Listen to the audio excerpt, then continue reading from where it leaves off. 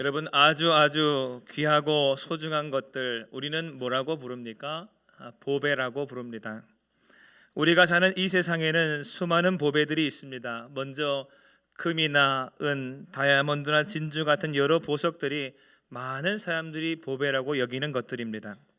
그 희소성과 불변성과 아름다움 등으로 인하여 높은 가치로 매겨지는 것이죠. 그런데 그런 것들만 보배인가? 그렇지 않습니다. 물질적인 것들 외에도 사람들이 보배로 치는 것들이 있습니다. 지식이나 지혜 등 지적 재산도 보배요, 재주나 기술 등 생계 수단도 보배입니다. 어떤 사람들은 부모나 자식 등 소중한 사람들을 보배로 여기기도 합니다. 이처럼 세상에는 많은 보배들이 있는 것입니다. 그런데 여러분, 이 모든 것들 중에 가장 귀한 보배, 세상 모든 보배를 다 합친 것보다 더 소중한 보배는 과연 무엇이겠습니까? 오늘 우리가 읽은 말씀은 사도 바울이 고린도 교회에 보낸 서신의 일부분인데, 인생이 받은 가장 귀한 보배, 그것이 무엇인지, 또 그 보배가 어디에 담겨 있는지, 또 그 보배를 어떻게 해야 하는지에 대해 가르쳐주고 있는 말씀입니다. 먼저 이 말씀을 나누기 전에 이것부터 여러분에게 한번 물어보고 싶습니다. 누군가가 여러분에게 아주 귀한 보배를 선물로 주려고 가져왔습니다. 그런데 하필 그 포장지가 싸구려 포장지고 매우 더럽습니다. 그러면 그렇게 갖다 준 그것을 여러분은 어떻게 하시겠습니까? 그 보배를 거부하시겠습니까? 아니면 감사히 그럼에도 불구하고 받으시겠습니까? 아마 10이면 10사람, 100이면 100사람 기쁘게 받을 것입니다. 왜 그렇습니까? 그 포장지 때문에 그 속에 들어있는 보배의 가치가 떨어지는 것이 아니기 때문입니다. 할렐루야. 진짜 보배는 그 포장지로 인하여 그 귀천의 유무가 달라지는 것이 아니고 겉껍데기와 상관없이 그 자체만으로도 충분히 귀한 가치를 지니는 것이죠. 이제 말씀을 한번 보겠습니다. 7절에 성경은 이렇게 말합니다. 우리가 이 보배를 질그릇에 가졌으니 이는 심히 큰 능력은 하나님께 있고 우리에게 있지 아니함을 알게 하려 함이라 하였습니다. 여기 보게 되면 사도 바울은 보배를 가졌다 그랬습니다. 보배가 뭔가라는 것이죠. 우리가 오늘 읽지는 않았지만 앞에 6절부터 7절에 있는 말씀을 읽어보면, 특별히 성경 전체를 읽어보면 보배 중에 보배는 그리스도의 복음이 보배요, 또한 복음의 은혜가 보배인 줄로 우리는 확신할 수가 있습니다. 그래서 오늘 말씀 4절에 보면 그리스도의 영광의 복음의 광채, 이런 표현을 쓰고 있죠. 또 5절에 보게 되면 오직 그리스도 예수의 주되신 것이라고 했습니다. 또 6절에 보게 되면 예수 그리스도의 얼굴에 있는 하나님의 영광을 아는 빛, 이렇게 말했습니다. 종합하면 뭡니까? 우리 주 예수 그리스도가, 그분의 복된 소식이, 예수 그리스도를 믿는 믿음이 바로 우리 인간이 받을 수 있는 참 보배요, 진짜 보배라는 것입니다. 사랑하는 여러분, 이 세상 중에 어떤 보배도 이런 보배는 없습니다. 이 세상 모든 보배 중에 보배는, 진짜 보배는 오직 하나님의 아들이시며 우리를 위하여 친히 그리스도로 이 땅에 오셔서 십자가 지시고 부활하신 예수밖에 없는 줄로 믿으시게 되길 바랍니다. 그래서 골로새서 2장 3절 말씀에 보게 되면 하나님의 비밀인 그리스도를 깨닫게 하려 함이니 그 안에는 지혜와 지식의 모든 보배가 감추어져 있다, 그리스도에게 있다, 이렇게 성경이 말하고 있습니다. 여러분, 왜 예수님이 보배이십니까? 간단하게 말하면 인간에게 가장 귀한 것은 목숨이요 생명인데, 우리 주 예수님은 우리 인간에게 영원한 생명을 주셨기 때문입니다. 할렐루야. 하나님은 죄인인 인간을 사랑하셔서 인간을 구원할 메시아를 보내주시기로 약속하셨습니다. 그리고 마침내 때가 되어 약속된 메시아를 보내주셨지요. 그분이 바로 우리 주 예수님입니다. 예수님은 이 땅에 오셔서 모든 인간의 죄를 짊어지고 십자가 지셨습니다. 뿐만 아니라 3일 만에 부활하셨습니다. 이로 인하여 인류에게 새롭고 산 길이 열린 것입니다. 따라서 누구든지 예수를 믿기만 하면 예수의 십자가가 나를 위한 대속의 십자가인 것을 믿고 예수님의 부활이 나를 영원한 생명으로 인도하기 위한 하나님의 방편임을 믿고 우리가 그렇게 예수를 믿으면 예수를 통하여 의를 얻게 되고 영생을 누리게 되며 성령 받고 천국의 기업을 얻게 되어지는 것입니다. 사랑하는 여러분, 오늘 우리는 이 시간 예수 믿기를 작정해야 합니다. 할렐루야. 이미 믿고 있다 할지라도 또다시 믿기를 작정해야 할 것입니다. 믿기만 하면 구원받기 때문입니다. 믿기만 하면 영생을 얻기 때문입니다. 이 믿음만 있으면 우리는 누구든지 이 보배를 얻은 자가 되어지는 것입니다. 할렐루야. 믿음은 죄인으로 하여금 의인되게 합니다. 믿음은 영벌과 영원한 죽음에서 영생의 구원을 얻게 해줍니다. 믿음은 악한 자라 할지라도 선한 자로 변화시킵니다. 그래서 예수 그리스도를 믿는 믿음은 보배 중에 보배인 것입니다. 그런데 더 놀라운 소식이 오늘 말씀에 기록되어 있습니다. 이 놀라웠고 놀라운 보배, 예수 그리스도의 보배, 그 믿음의 보배를 누가 가졌는가? 성경은 질그릇 같은 우리가 가졌다 이렇게 말하고 있습니다. 7절을 다시 한번 보십시오. 우리가 이 보배를 질그릇에 가졌으니 그랬습니다.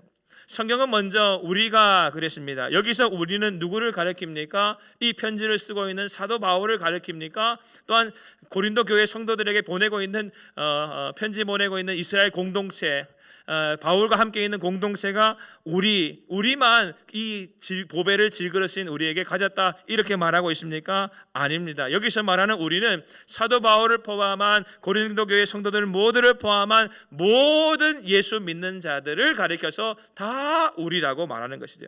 하나님의 아들 주 예수 그리스도를 믿는 믿음 안에 사는 모든 사람들을 가리키는 것입니다. 우리가 다 이 보배를 가졌다라는 것이죠. 그런데 이렇게 말합니다. 우리를 어떤 존재라고 말합니까? 우리는 다 본래 질그릇이었다라는 것이죠. 여러분, 질그릇은 어떤 그릇을 말하는 것입니까? 질그릇은 사실 천한 그릇을 말합니다. 디모데후서 2장 20절에 보게 되면 큰 집에는 금그릇과 은그릇뿐 아니라 나무그릇과 질그릇도 있어 귀하게 쓰는 것도 있고 천하게 쓰는 것도 있나니 그랬습니다. 성경은 둘로 나눕니다. 귀하게 쓰는 그릇, 천하게 쓰는 그릇이 있는데 천하게 쓰는 그릇의 대명사가 나무그릇과 질그릇이라는 것이죠. 다시 말해서 질그릇은 천하게 쓰는 그릇이라는 것이죠. 사전을 찾아보니까 질그릇은 어떤 그릇인가? 잿물을 덮지 아니한 진흙으로만 구워 만든 그릇으로 겉면에 윤기가 없고 깨지기 쉬운 그릇이다 그랬습니다. 한마디로 대충 만든 그릇, 별 가치 없는 그릇, 막 쓰는 그릇을 질그릇이라고 부르는 것이죠. 그런데 이런 질그릇 같은 존재가 누구라는 것입니까? 바로 우리가 그런 존재라는 것입니다. 그러면 여기서 한번 생각해 보십시다. 왜 우리가 그런 질그릇입니까? 나 귀한데. 아닙니다. 성경은 이렇게 말합니다. 우리가 다 질그릇인데 그 이유가 세 가지입니다. 첫째, 하나님이 우리 인간을 만드실 때부터 우리 인간은 처음부터 흙으로 창조하셨습니다.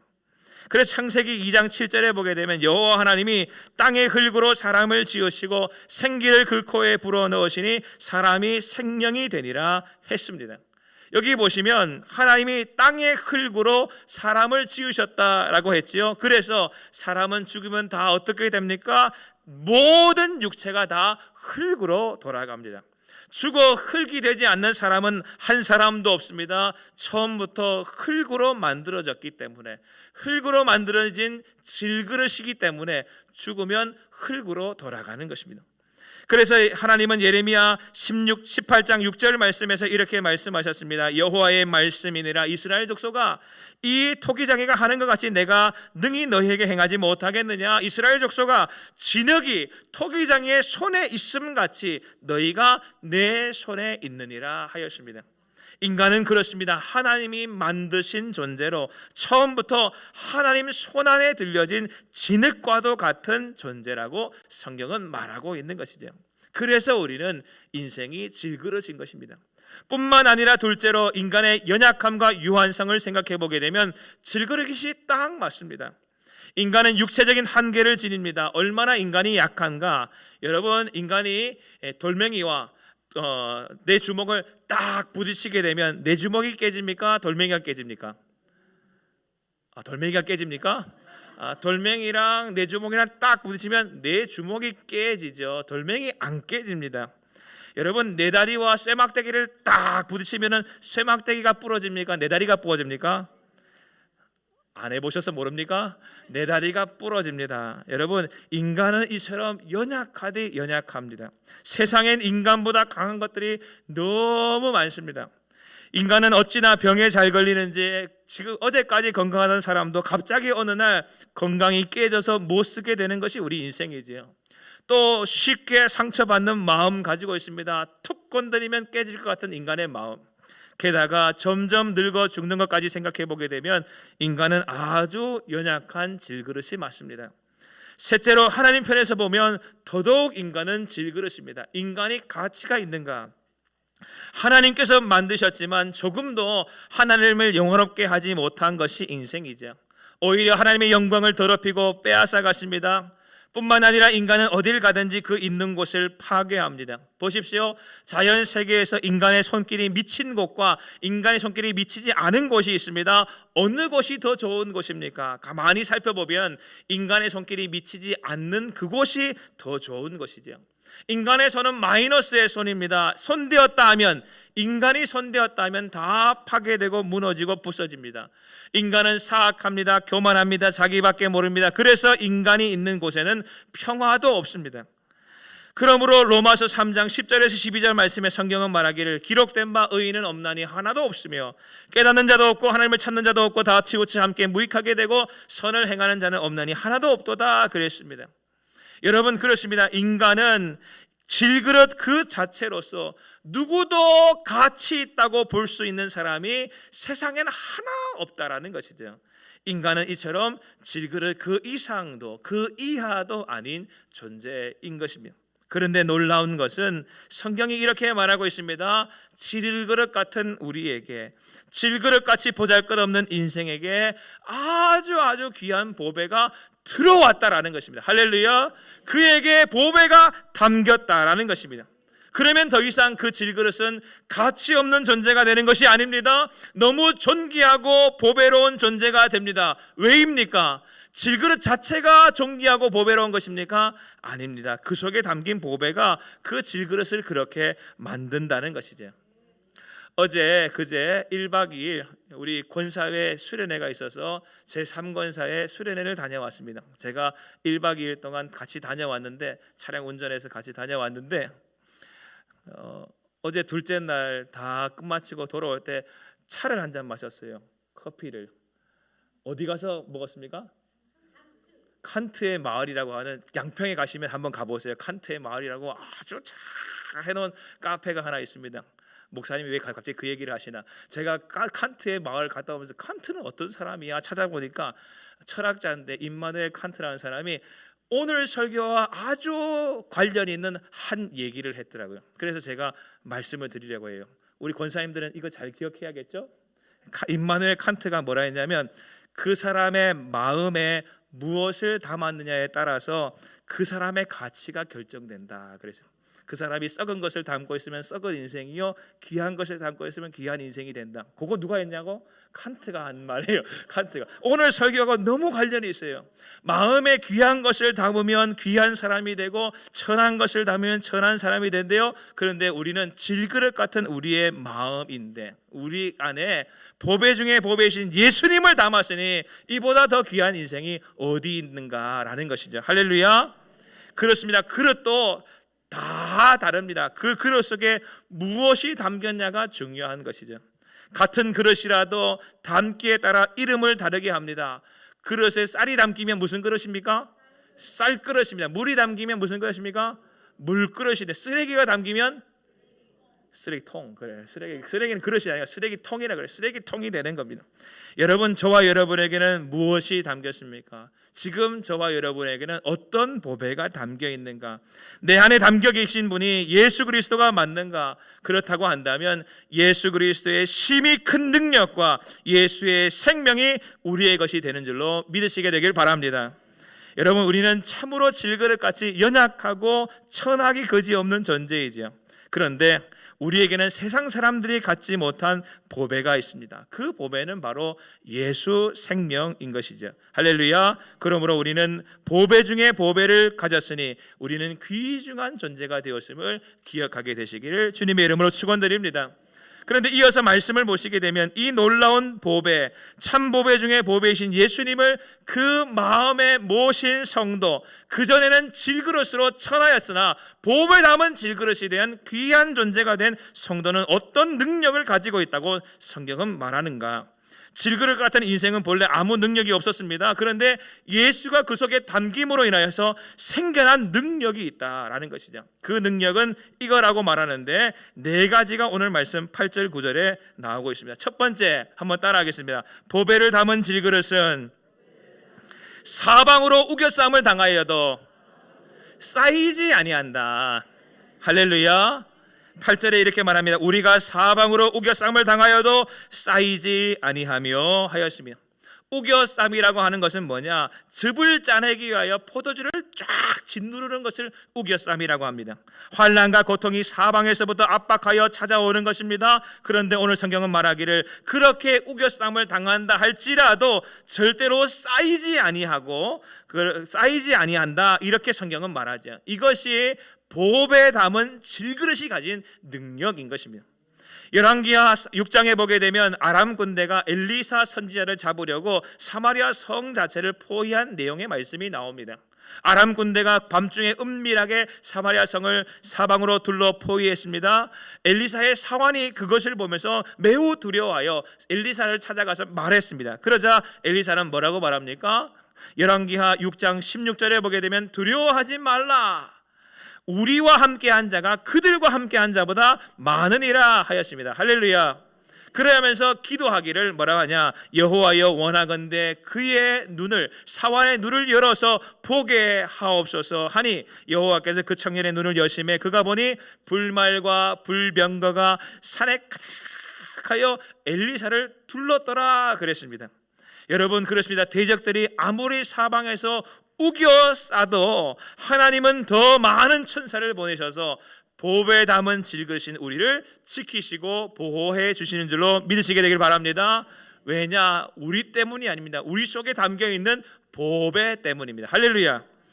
바울은 전도 여행 중에 극심한 공경에 자주 처했었습니다. 그래서 고린도후서 1장 8절 9절에 보게 되면 형제들아, 우리가 아시아에서 당한 환난을 너희가 모르기를 원하지 아니하노니 힘에 겹도록 심한 고난을 당하여 살 소망까지 끊어지고 우리는 우리 자신이 사형 선고를 받은 줄 알았으니 하였습니다. 고린도서 7장 5절에 보게 되면 우리가 마게도냐에 이르렀을 때에도 우리 육체가 편하지 못하고 사방으로 환난을 당하여 밖으로는 다툼이요 안으로는 두려움이었노라, 이렇게 말하기도 했었습니다. 이렇게 사도 바울은 사방에 사망으로 우겨 싸는 것 같은 위기를 많이 당한 것이죠. 그러나 바울은 이렇게 고백합니다. 고린도서 1장 5절 말씀, 그리스도의 고난이 우리에게 넘친 것 같이 우리가 받는 위로도 그리스도로 말미암아 넘치는도다 그랬습니다. 비록 문제들이 사방에서 자신을 우겨 싸우지만 그 안에 계신, 내 안에 계신 보배이신 예수님 때문에 예수님께서 모든 것을 해결해 주시고 위로해 주심으로 쌓이지 아니하는 복을 누리게 된다라는 것이죠. 할렐루야. 이런 것이 보배에 담은 질그릇인 우리의 능력인 줄로 믿습니다. 8절에 이어서 뭐라고 말하냐? 답답한 일을 당하여도 낙심하지 않는다 그랬습니다. 따라하겠습니다. 답답한 일을 당하여도 낙심하지 않는다. 아멘. 이 말은 뭡니까? 답답한 일, 적군에게 포위되어 한 곳으로 몰아넣어지는 그 상황, 일체의 다른 빠져나갈 수가도 없고 능력도 없는 그 상황, 그래서 낙심할 수밖에 없는 상황이라는 것이죠. 그러나 예수 그리스도가 보배이신 그분이 내 안에 있는 사람은 낙심하는 일이 없다라는 것입니다. 사도행전 16장에 보게 되면 바울과 실라가 빌립보에서 전도하다가 옥에 갇힌 일들이 기록되어 있습니다. 바울과 실라는 성령이 인도하신 대로 마게도냐 땅으로 건너가서 빌립보에서 그 첫 성에서 전도하였는데 귀신 들린 여종을 발견해서 그를 고쳐주게 되었습니다. 그런데 그 고쳐졌다는 이유로 여종의 주인들의 고소를 받아서 빌립보 감옥에 들어가게 되었지요. 누가 보면 참으로 억울하고 답답한 일입니다. 잘해준 일인데, 귀신 들린 사람 고쳐줬는데 낙심한 그 사람들이 오히려 그 주인이 옥에 가두었으니까 억울하고 답답하지요. 그런데 이들은 예수 그리스도가 그 속에 있는 복에 담은 질그릇과 같은 사람들이었습니다. 그래서 억울한 일 당하고 답답한 일 당하였지만 낙심하지 않습니다. 오히려 그때 그들은 빌립보 감옥에서 기도하고 찬송했습니다. 왜냐? 내 속에 보배이신 예수님이 계시기 때문이라는 것이죠. 예수님 없이 답답한 일 당하고 억울한 일 당했으면 낙심했을 것입니다. 그러나 그들은 예수님 있는 자였기 때문에, 복에 담긴 질그릇이었기 때문에 답답한 일을 당했으나 전혀 낙심하지 않았고 그렇게 찬송하고 기도하니 오히려 하나님께서 역사하시는 일들을 보게 된 것이죠. 9절에서는 또 이렇게 말합니다. 박해를 받아도 버림받지 아니한다. 한번 따라하겠습니다. 박해를 받아도 버림받지 아니한다. 박해를 받아도, 여러분, 타오르는 불꽃이 있습니다. 불이 이렇게 숯에 불을 붙여서 타오르게 했습니다. 그것을 때렸어요. 타오르는 불을 쳤습니다. 그럼 어떻게 됩니까? 불이 꺼집니까? 아니면 더 커집니까? 안 해보셨어요? 불이 이렇게 활활활 타오르는데 한번 쳐보세요. 그러면 불이 꺼질까요? 더 커질까요? 더 커집니다. 불을 치는 것은 불꽃을 흩어서 더 큰 불이 나게 하는 것이죠. 진짜예요. 제가 없는 얘기 하는 거 아닙니다. 여러분, 보배로운 예수를 담은 우리를 핍박하면 할수록, 우리를 치면 칠수록 어떻게 됩니까? 더 복음이 번창해지는 역사가 나타나는 것입니다. 그래서 초대교회가 크게 부흥했거든요. 여러분, 사도행전 8장 1절에 보게 되면 사울은 그가 죽임을 당함을 마땅히 여기더라. 사울이 스데반의 죽음을 보면서 그 죽음을 마땅히 여겼습니다. 그날에, 스데반이 죽는 그날에 예루살렘에 있는 교회에 큰 박해가 있었어요. 큰 박해가 있어서 사도 외에는, 예수님의 12사도 외에는 다 유대로, 사마리아로, 모든 땅으로 흩어지는 일이 있었습니다. 복음 가진 사람들을 쳤습니다. 그런데 흩어졌어요. 복음의 불길이 꺼진 것이 아니라 4절에 보게 되면 뭐라고 말하냐면 그 흩어진 사람들이 두루 다니며 복음의 말씀을 전했다 그랬습니다. 그 결과로 온 유대와 사마리아와 땅끝까지 이르러 주의 복음이 전해진 놀라운 역사가 일어나고 저 로마가 기독교화되어지는 놀라운 역사가 일어났다는 것이죠. 전 세계의 복음이 흩어지게 되었다라는 것입니다. 우리는 박해를 받아도 버림받지 않습니다. 오히려 큰 부흥의 역사가 우리 가운데 나타나는 것입니다. 왜입니까? 질그릇 같은 내게 보배가 담겼기 때문입니다. 할렐루야. 또한 9절 하반절에 거꾸로 뜨림을 당하여도 망하지 아니한다 그랬습니다. 다시 한번 따라하겠습니다. 거꾸로 뜨림을 당하여도 망하지 아니한다. 아멘. 아멘이시죠? 거꾸로 트림을 당한다는 것은 대적들이 밀어서 넘어뜨린다는 것입니다. 그런데 법에 담은 질그릇은 어떻습니까? 오뚜기와 같아요. 그래서 어떤 이유로 넘어질지라도 망하지 않고 다시 빨딱빨딱 선다는 겁니다. 할렐루야. 여러분, 큰 항아리 이렇게 예쁜 항아리가 있는데 거기 안에 조그마한 가벼운 거 넣어놓으면 어떻게 됩니까? 넘기면 똘똘똘똘 굶어 가버리죠. 그런데 아주 무거운 돌을 넣어놓으면 어떻게 됩니까? 안 해보셨어요? 이거는 아주 무거운 돌을 넣으면 굴려도 다시 올라오고. 오뚜기 원리가 그거잖아요. 오뚜기 모르세요? 라면 먹는 그 오뚜기 말고 그 오뚜기 있잖아요. 넘겨도 이렇게 올라오고 넘겨도 올라오는 오뚜기. 그게 바로 우리라는 겁니다. 왜냐? 나는 질그릇 같은 인생이지만 내 속에 보배 중에 보배이신 참 귀하신 예수님이 담겼기 때문에 우리를 거꾸로 뜨린다 할지라도 우리는 절대로 넘어지지 않고 다시 선다는 것입니다. 할렐루야. 그래서 시편 37편 24절 말씀에 성경은 이렇게 말합니다. 의인은 그는 넘어지나 아주 엎드러지지 아니함은 여호와께서 그의 손으로 붙드심이로다. 아멘. 사랑하는 여러분, 이 모든 말씀이 말하는 것은 무엇입니까? 결국 질그릇 같은 우리 속에 보배가 담겼기 때문에 이 놀라운 축복을 받게 된다는 것이죠. 우리는 망하지 않습니다. 할렐루야. 우리는 무조건 이길 것입니다. 왜냐하면 우리 속에 보배 중에 보배가 담겼기 때문이죠. 로마서 8장 35절 말씀에 사도 바울은 그래서 이렇게 말합니다. 누가 우리를 그리스도의 사랑에서 끊으리요? 환난이나 곤고나 박해나 기근이나 적신이나 위험이나 칼이랴. 조금도 우리의 사랑, 그리스도의 사랑에서부터 우리를 끊을 수 없다라는 것이죠. 혹시 지금 우리 가운데, 저와 여러분 가운데 내가 사방이 우겨쌈으로 나를 우겨싸는 일을 당하고 있습니다. 답답한 일, 억울한 일을 당하고 있습니다. 박해로 인하여 힘듭니다. 거꾸로 뜨림을 당한 것처럼 어려운 일을 겪고 있습니다. 이렇게 힘겨워하는 이들이 계십니까?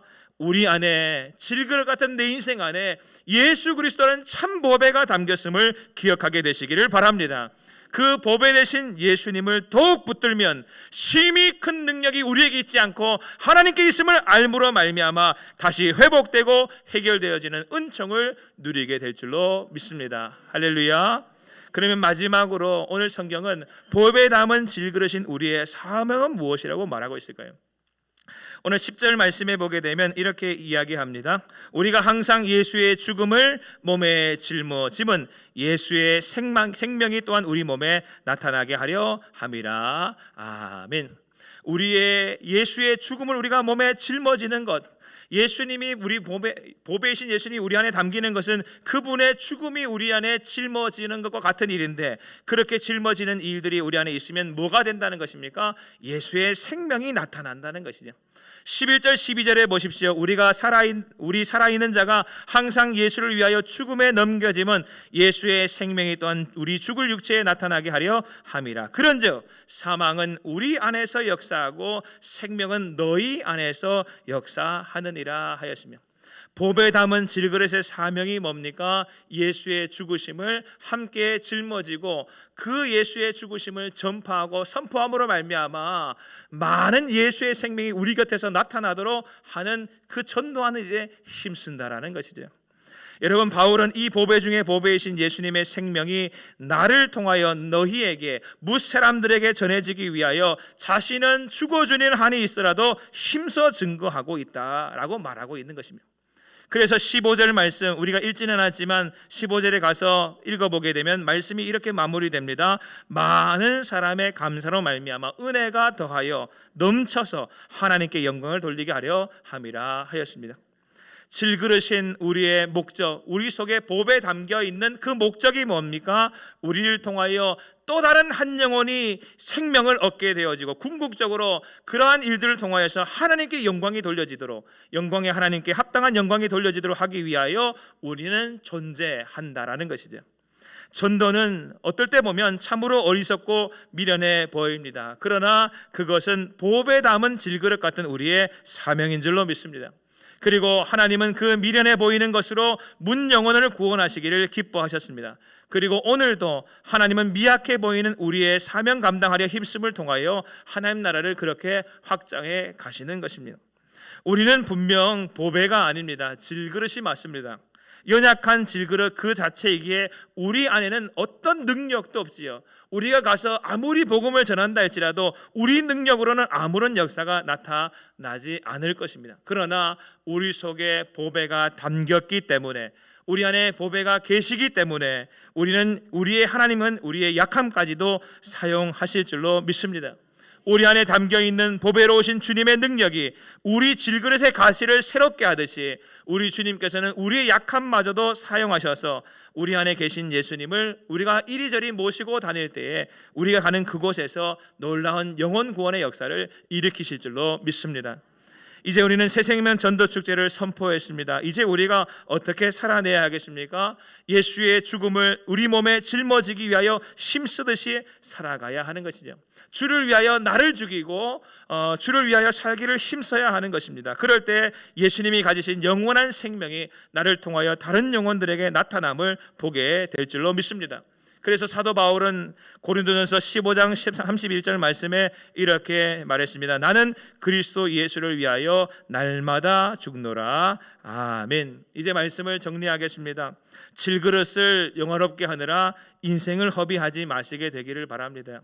질그릇 같은 내 인생 덧칠하고 기름칠하고 바르느라 시간 낭비하지 마시게 되기를 바랍니다. 질그릇은 시간이 지나면 다 부서지고 상하여 버려질 것입니다.